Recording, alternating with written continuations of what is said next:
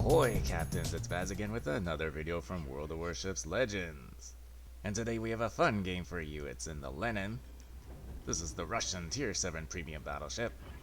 And as you nicely saw at the beginning there, we are on the map Northern Waters in a match of domination. Right off the bat here, we got a little bit of good news and a little bit of bad news. And the good news is this is a Tier 6 and 7 match, so we are the top tier. But the bad news is that we have the middle spawn, so it's going to take us a little bit to get where we want to go. We're going to go over to the western flank. That's where we think we can support our teammates the best. And that's because there already are two battleships over on the eastern flank and only one on the west, so let's even it out and see how it goes. Now while we're sailing over to the west side there, let's talk about this match a little bit. There are all kinds of reasons why I'm showing this match. It's probably overall one of the best matches I've ever had. Now, as you saw by the video description, we do get a Kraken. Spoiler alert. And I think more excitingly, this game comes down to the wire. It's neck and neck pretty much the whole match.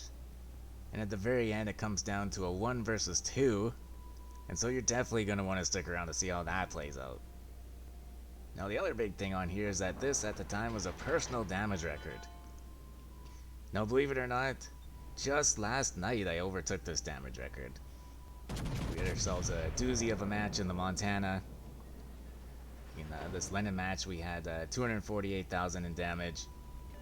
But in last night's Montana match, I had 264,000 in damage. You can see by those secondary hits, we even did a little bit of brawling with the Kerr first and somehow survived it. But I'm not planning on doing commentary for that Montana match because it wasn't very entertaining other than that Kerr first brawl. It was mostly just sniping because, god damn, that Montana, it is accurate. But it's not always about the personal accomplishments. It's about team play, it's about strategy, and that's why we do these videos, right? And well, speaking of which, we're still making our way over to the eastern flank. The Lenin's not the fastest battleship out there. It's definitely not super slow or anything. But really, there's nothing you can do when you have a terrible middle spawn like we did there. So while we trade barbs with this Kansas and avoid torps from the ZF6, let's go over our commander build. Let's get our friend Lev Galler up on the screen here.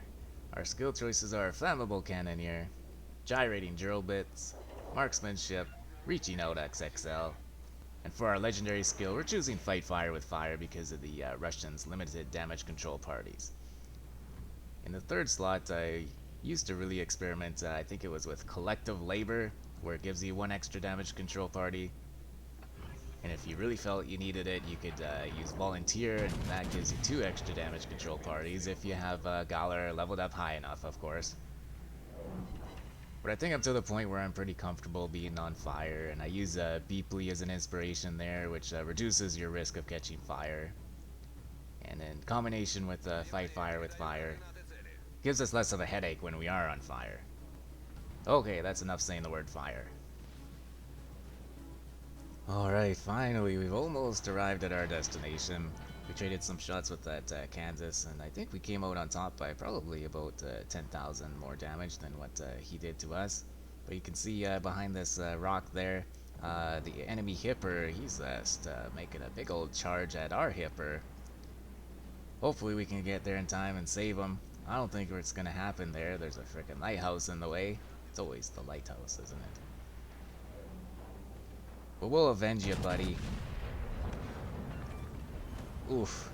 Yeah, he took a hard hit. He took all those torps. But at least we killed the hipper. We almost killed him before he got those torps off.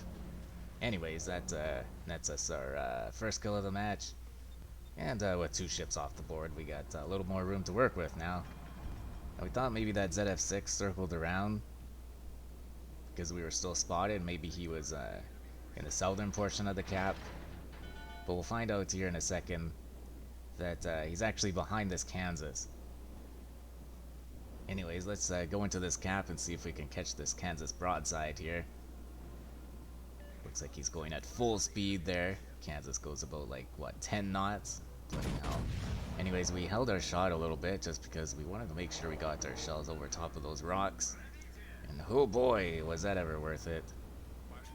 Big old 30k salvo on that Kansas. and he is in big trouble. All of our teammates are firing away on him. He's got a nice little repair party on him, though, doesn't he? I don't have the Kansas, so I'm not really sure. Still working my way up through the North Carolina.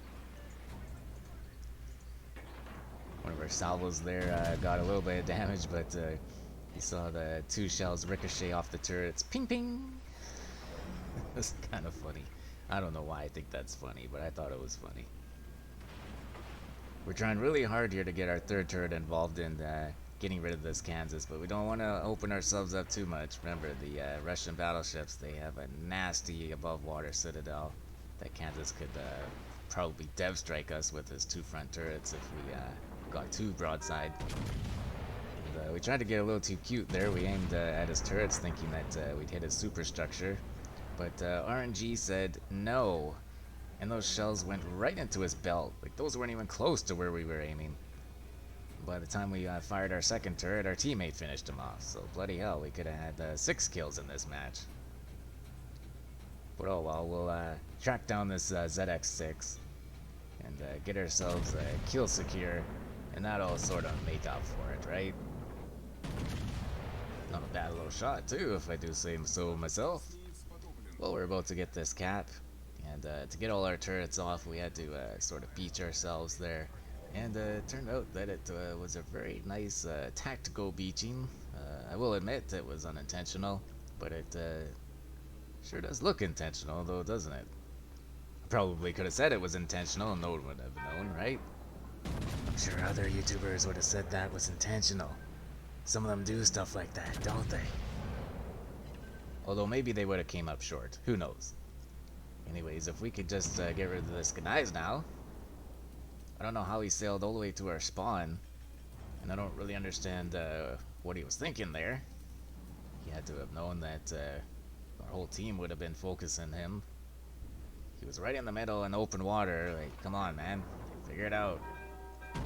Unfortunately, we weren't able to finish him off, so we'll have to get our remaining 3 kills somewhere else. We did secure the Alpha Cap, though, very nice. But unfortunately, the enemy team is up on points. I guess if anything, that guy has now stopped us from accruing points on our home cap there. I guess that's the Bravo cap. So even though we are even in ships now, we're actually a little ways behind in points here. So we got some work to do. We got to be the aggressors, unfortunately. Now normally the Lenin is super accurate, and that's why I really like this ship. But holy shit, the last shot on that Iowa was like a freaking shotgun blast. We only got like 4,000 damage off of a full salvo. Meanwhile, the Kansas took like 1/3 of his health. I don't know what that was all about. We did have some pretty shoddy dispersion in this match overall, I gotta admit. You normally don't get that with the Lenin. Normally it's just like laser fire accuracy. It's awesome. Well, the idea here is to try and catch that Iowa out in the open. Looks like that Kansas is gonna go around and try and flank him from the back. So what we'll do is we'll try and flank them from the front. We didn't really know where the other enemy ships were at this point, if they were in the northern part of the eastern section of the map there, or if they were in the south. Wichita did pop up there. He's at full health, great. Not sure what our other teammates on the other side of the map were doing. Because it turns out that 3 of the last remaining 4 ships were full health before we engaged them. Now our last salvo in that Iowa, from when he was sticking his nose out from behind that rock, was pretty decent. But he's reversed himself back into cover.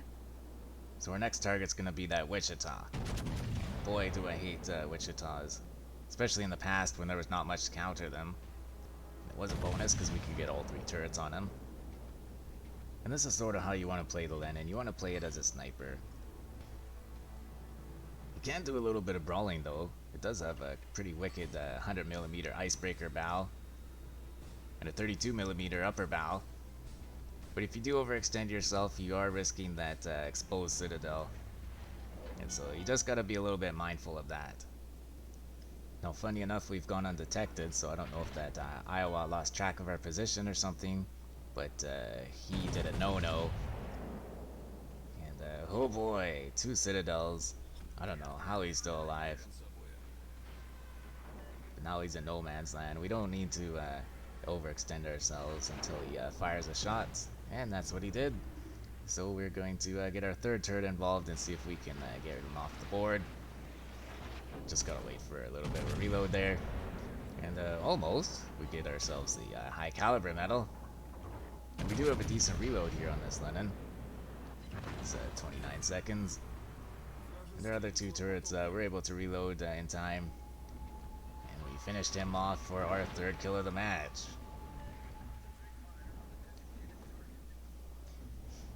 But it seems like every time we accomplish something in this match, just when we think that we might be ahead, we look up at the scoreboard and we're still behind.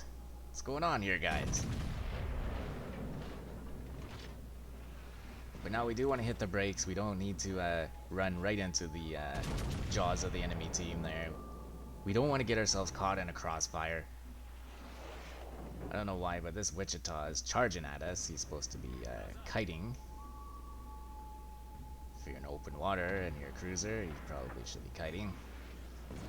That's okay by us, though.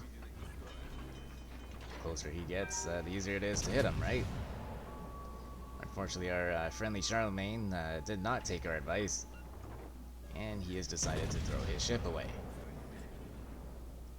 I don't know if he's panicking. I don't know if he's going on a torping run.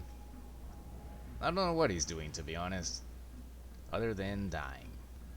Looks like he's firing at the KG-5, the ship with the most health, instead of firing at maybe the broadside Wichita. Charlemagne? Broadside targets? Nope. And he's dead. Fantastic. So we're really down now. We're in big trouble here. Although again, this Wichita just keeps charging at us. Eventually we'll get past his ridiculous bow. Or our buddy the Kansas will finish him off. Beautiful. I love it. Shout out to the Kansas for doing his job. Doing what he could until the very end there. We're still down though, again, even though we're even in ships. And it looks like the Italian battleship there, I'm gonna call it Caracelio, and the KG-5, they're looking at our Kansas teammate. So we're gonna go full broadside and try and get all our turrets off against these ships. At this point, we've got to risk it for the biscuit. The other thing that we didn't want to do was get in between them and risk the both of them catching our broadsides on either side of us. That is a big no-no in Russian battleships, of course. We've already gone over that in their massive citadels. And now we've lost the Kansas, so we are 1 versus 2. Here we go. This is where we see what we're made of. But in the meantime, we gotta hit the brakes. Oh boy, we don't want to get too close to that Caracelio. His AP secondaries are absolutely deadly. We also need to try and get ourselves angled against the KG-5. Unfortunately, we couldn't go too far forward because we risked that Caracelio ramming us. In fact, I think he was going for the ram there. But we were able to finish him off and avoided getting rammed by him. Thank God for that. So now it's just 1v1 versus the KG-5. Against that Caracelio, we were just overmatching his bow. Something I don't really pay attention to be honest with you. I just point and shoot. But in this case, I actually did do it on purpose. I figured that it had a weaker bow that couldn't hold up to 16-inch guns. And I know for sure that the KG-5 has a pretty weak bow, so it can't hold up to my 16-inch guns. So our first salvo against that KG-5, he took a hard hit. I think we cut him almost in half. I think he had a good 20,000 hit point advantage on us. Maybe even 30, I can't really tell, the bars are so tiny on the screen there. Another thing about the Lenin I like are its secondaries. Just a second ago we had a nice little hit of 2,000 damage, and we've been chipping away against this KG-5 and also against the Caracelio earlier. But boy, this KG-5 is just charging right at us. We need to be really careful. We don't want to end in a draw. And it's possible he's thinking now, oh crap, I don't want to end in a draw. So he kind of cuts across our bow instead. Either that or he just sort of overshot his ram. I'm not really sure. But boy, it pains me a little bit to watch this KG-5 get picked apart like this. I really do like that ship. But unfortunately, it just cannot stand up to the Lenin. Oh boy, did you see the clock there? We had 3 seconds left. I forgot to count that down as we were going along. With just 3 seconds left, and while we were down in points, we finished off the KG5 and got the win for our team. And obviously I was concentrating on what was going on. It was pretty crazy at the end there. And so I had no clue that my damage totals were as high as they were until the very end screen. And as you can see here, we had ourselves a doozy of a match. We finished with a personal record of over 248,000 in damage, the 5 sinkings, a whole whack of other ribbons, the Kraken Unleashed medal, Confederate medal, and the high caliber medal. You know, I'm really sorry to say, if you don't have the Lenin, I don't see it coming back to the game anytime soon. It has attained John Bart status, where it's just, it's too good. It really is just too good. Look at the team screen there. We have over 3,700 in base XP. We just completely took over that match. And on the economy screen with a couple of boosters added, we have a lot to be happy about with this match. I hope you did like this video. If you did, give it a thumbs up. Hit that subscribe button to see more of my videos. Feel free to leave a comment down below. And as always, take care of yourself and do what makes you happy.